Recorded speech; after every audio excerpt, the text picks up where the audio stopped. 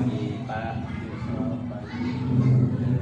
Mohon izin Pak, bolehkah saya mewawancarai Bapak terkait tugas saya sebagai calon guru penggerak, yaitu tugas demonstrasi kontekstual modul 3.1 tentang pengambilan keputusan berbasis nilai-nilai kebajikan sebagai pemimpin.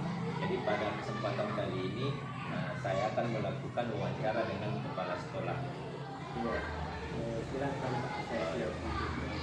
Oke, baik Pak, terima kasih. Langsung saja ya Pak, kita mulai wawancaranya. Yang pertama, apakah selama ini bagaimana Bapak dapat mengidentifikasi kasus-kasus yang merupakan dilema etika atau dudukan moral? Jadi selaku kepala sekolah, apabila suatu kasus yang saya alami memiliki dua pilihan yang sama-sama benar saat akan membuat keputusan, maka saya akan mengidentifikasi kasus tersebut sebagai dilema etika. Namun, jika saya dihadapkan dengan situasi yang membuat saya harus memilih antara benar atau salah, maka kasus tersebut merupakan rujukan moral. Selanjutnya, selama ini bagaimana Bapak menjalankan pengambilan keputusan di sekolah Bapak, terutama untuk kasus-kasus di mana ada dua kepentingan yang sama-sama benar atau sama-sama mengandung nilai kebajikan, Pak? Jadi apabila suatu kasus yang saya alami memiliki dua pilihan yang sama-sama benar, maka sebelum mengambil keputusan, saya akan mempertimbangkan kepentingan orang banyak, mengutamakan kebutuhan murid, memikirkan dampak dari keputusan yang saya ambil baik jangka pendek maupun jangka panjang, serta memikirkan hasil akhir yang akan didapat dari sebuah keputusan tersebut. Selain itu, saya juga akan mengajak guru-guru untuk bermusyawarah dan memberi masukan-masukan. Selanjutnya Pak, langkah-langkah atau prosedur seperti apa yang biasa Bapak lakukan selama ini? Jadi, selaku kepala sekolah, sebelum membuat keputusan, biasanya saya menerapkan beberapa prosedur. Antara lain, menelaah kasus yang terjadi secara rinci. Misalnya, waktu kejadian, pihak yang terlibat, alasan dan lain-lain. Dan yang kedua yang saya terapkan, selanjutnya saya mengidentifikasi apakah ada aspek pelanggaran hukum atau pelanggaran aturan dalam situasi tersebut. Ketiga, kemudian saya akan membuat keputusan berdasarkan nilai-nilai kemanusiaan, kepedulian, dan keadilan. Bila memungkinkan, saya akan mempertimbangkan solusi lainnya yang tidak merugikan kedua belah pihak. Jika dalam situasi tertentu ada dua pihak yang sama-sama benar. Keempat yang saya terapkan dan yang terakhir, saya akan merefleksikan keputusan tersebut pada posisi saya yang harus menerima keputusan. Selanjutnya, hal-hal apa saja yang selama ini Bapak anggap efektif dalam pengambilan keputusan pada kasus-kasus dilema etika? Pada kasus dilema etika, menurut saya ada beberapa hal yang efektif dalam membuat keputusan, yaitu melakukan pengujian benar atau salah dan pengujian benar lawan benar. Biasanya setelah melakukan pengujian tersebut, saya bisa lebih mudah menetapkan prinsip dalam membuat keputusan. Oke, baik Pak. Selanjutnya hal-hal apa saja yang selama ini merupakan tantangan dalam pengambilan keputusan yang Bapak hadapi terkait kasus-kasus dilema etika? Selama ini yang menjadi tantangan dalam cara saya mengambil keputusan pada kasus-kasus dilema etika adalah bagaimana memberikan pengertian kepada pihak yang merasa tidak puas terhadap keputusan yang saya buat. Sebagian orang cenderung memberikan kritikan pedas dan memvonis bahwa saya tidak tegas saat mengambil keputusan berdasarkan rasa kepedulian dan kasih sayang, padahal saya mempertimbangkan kebaikan bersama dan masa depan murid. Namun hal ini wajar terjadi dan masih bisa saya atasi. Iya, baik Pak.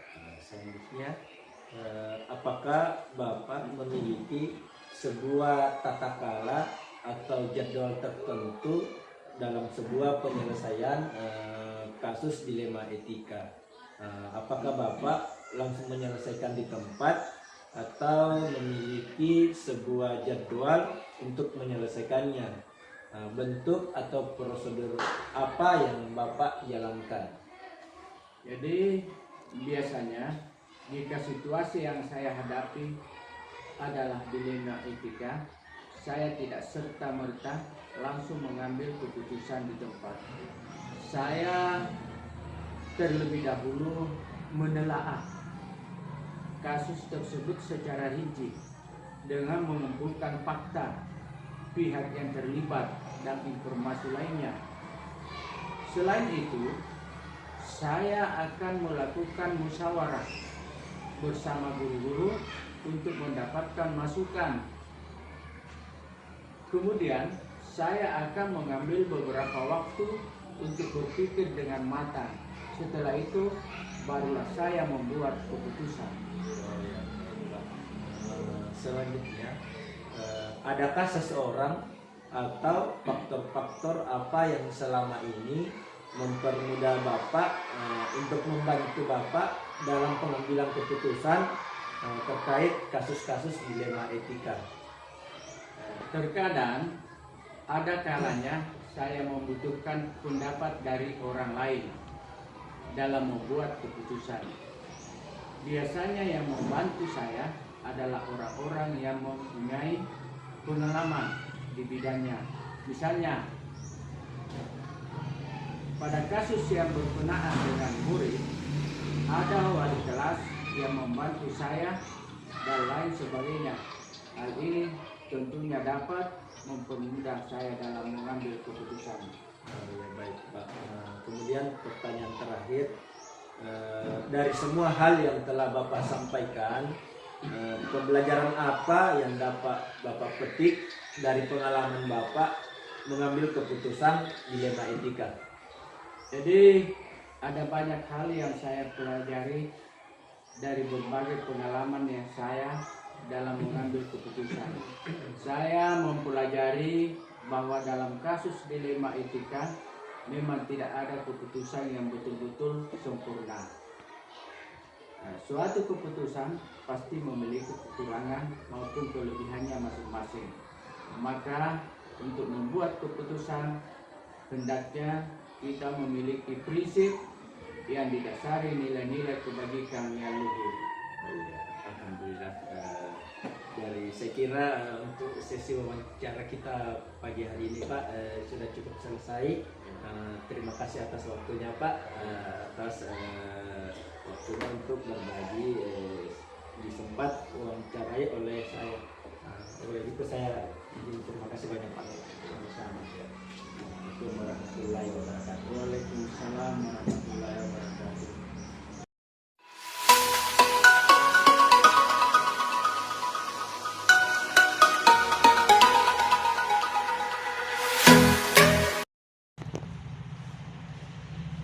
Assalamualaikum warahmatullahi wabarakatuh. Waalaikumsalam warahmatullahi wabarakatuh. Selamat pagi Bu. Pagi Pak. Mohon maaf saya mengganggu waktunya sedikit. Apakah Ibu bersedia untuk saya wawancarai pada pagi hari ini? Insya Allah siap. Oke, terima kasih ya Bu. Silakan Pak. Oke, baik Bu. Hari ini saya akan melakukan sesi wawancara terhadap Ibu selaku kepala sekolah ya, terkait tugas saya sebagai calon guru penggerak, yaitu tugas demonstrasi kontekstual modul 3.1 tentang studi kasus pengambilan keputusan berbasis nilai-nilai kebajikan sebagai pemimpin ya Bu. Oke, kita langsung saja ya Bu untuk masuk ke sesi wawancara. Pertanyaan yang pertama, selama ini bagaimana Ibu dapat mengidentifikasi kasus-kasus yang merupakan dilema etika atau rujukan moral Bu? Untuk mengidentifikasi suatu kasus ke dalam kategori dilema etika atau rujukan moral, saya menelaah kasus tersebut jika terdapat dua pilihan keputusan yang sama-sama benar, maka termasuk ke dalam dilema etika. Namun, jika pilihan keputusannya antara benar atau salah, maka merupakan rujukan moral. Mungkin seperti itu Pak. Oke, baik Bu. Kemudian selama ini bagaimana Ibu menjalankan pengambilan keputusan di sekolah Ibu, terutama untuk kasus-kasus di mana ada dua kepentingan yang sama-sama benar atau sama-sama mengandung nilai kebajikan. Jika menuju pada kasus dilema etika yang saya sebutkan tadi, memang terdapat dua kepentingan yang sama-sama benar, yakni jika saya mengambil keputusan untuk menegakkan keadilan dengan cara yang tegas, maka akan tercipta kedisiplinan guru yang bersangkutan. Namun di sisi lain, saya juga perlu melihat sisi kemanusiaan dengan memberikan keringanan kepada guru tersebut agar dia dapat merawat suaminya yang sedang sakit. Kedua, pilihan tersebut sama-sama baik, maka dalam hal ini saya akan menggunakan prinsip berpikir berbasis rasa kepedulian, di mana saya akan meminta guru-guru lain turut serta membantu atau menghandle siswanya selama ia merawat suaminya yang sedang sakit di rumah. Oke, baik Bu. Pertanyaan selanjutnya, langkah-langkah atau prosedur seperti apa yang biasa Ibu lakukan selama ini? Selama ini, jika saya ingin membuat keputusan, langkah pertama yang saya lakukan adalah mencermati terlebih dahulu situasi yang terjadi, mempertimbangkan dampak dari keputusan yang akan saya ambil, dan kemudian mengambil keputusan. Misalnya dalam kasus tadi, saya akan memanggil guru tersebut dan memintanya menjelaskan secara rinci tentang faktor yang menyebabkan ia kurang disiplin. Kemudian saya akan melakukan sesi coaching agar ia bisa menemukan solusinya. Selanjutnya saya akan memantau tindak lanjut dari penyelesaian masalah yang ia lakukan. Langkah terakhir adalah merefleksikan keputusan yang saya buat. Oke, baik ya Bu. Selanjutnya, hal-hal apa saja yang selama ini Ibu anggap efektif dalam pengambilan keputusan pada kasus-kasus dilema etika? Oh iya. Adapun hal-hal yang saya anggap efektif dalam pengambilan keputusan pada kasus-kasus dilema etika antara lain seperti 1. Mengumpulkan fakta, 2. Menguji kebenaran benar salah atau benar lawan benar, mencari alternatif atau solusi lain yang mungkin bisa dilakukan, 4. Melakukan refleksi. Mungkin seperti itu Pak. Oke, baik ya Bu. Selanjutnya, hal-hal apa saja yang selama ini merupakan tantangan Ibu dalam mengambil keputusan terkait pada kasus-kasus dilema etika? Tentunya dalam setiap mengambil keputusan tidak lepas dari tantangan yang akan dihadapi. Salah satunya yang tidak semua orang akan menyukai keputusan yang kita buat. Hal ini terkadang membuat kita merasa bahwa keputusan kita kurang tepat atau tidak bijak. Namun kembali lagi pada hakikatnya bahwa tidak semua orang memiliki mindset yang sama seperti kita, dan kita tidak dapat memaksakan pemikiran orang lain agar sejalan dengan pemikiran kita. Oke ya Bu, begitu ya Bu. Pak. Selanjutnya, apakah Ibu memiliki sebuah tata cara atau jadwal tertentu dalam sebuah penyelesaian kasus dilema etika? Apakah Ibu langsung menyelesaikan di tempat atau memiliki sebuah jadwal untuk menyelesaikannya? Bentuk atau prosedur apa yang Ibu jalankan? Saya tidak memiliki jadwal kasus khusus untuk mengelola pengambilan keputusan. Untuk kasus-kasus sederhana yang menurut saya perlu cepat diselesaikan, maka saya akan langsung membuat keputusan. Namun dalam kasus-kasus yang memiliki efek jangka panjang, biasanya saya tidak langsung menyelesaikannya di tempat. Saya akan mendiskusikannya terlebih dahulu bersama dengan rekan-rekan guru yang lain, mempertimbangkan dampak atau hasil akhir, lalu membuat keputusan. Mungkin seperti itu, Pak. Oke, baik Bu. Selanjutnya, adakah seseorang atau faktor-faktor apa yang selama ini mempermudah atau membantu Ibu dalam pengambilan keputusan dalam kasus-kasus dilema etika? Ya, ada beberapa orang yang dapat mempermudah dan membantu saya dalam membuat keputusan. Di antaranya yaitu rekan-rekan kepala sekolah lainnya, dan guru-guru yang sering saya minta pendapat dalam berbagai kasus. Selain itu, atasan pengawas dan beberapa pihak lain juga turut serta membantu saya dan membuat keputusan. Oke, baik Bu. Kemudian yang terakhir ya Bu, dari semua hal yang telah Ibu sampaikan tadi, pembelajaran apa yang dapat Ibu petik dari pengalaman Ibu mengambil keputusan terkait kasus dilema etika? Iya, dari beberapa kasus yang saya hadapi terkait dengan pengambilan keputusan, saya mendapat banyak pengalaman yang mengajarkan saya tentang rasa empati, rasa peduli, tidak mengambil keputusan sepihak, berpikir sebelum memutuskan, serta pentingnya menerapkan prinsip berbasis nilai-nilai, kebijakan, dan memprioritaskan kepentingan murid. Seperti itu, Pak. Oke, baik Bu. Ya, sangat luar biasa dari apa yang telah dijelaskan oleh Ibu, mulai dari pertama sampai yang terakhir. Saya kira cukup ya Bu untuk sesi wawancara pada pagi hari ini, dan saya ucapkan terima kasih banyak atas waktunya. Saya mohon izin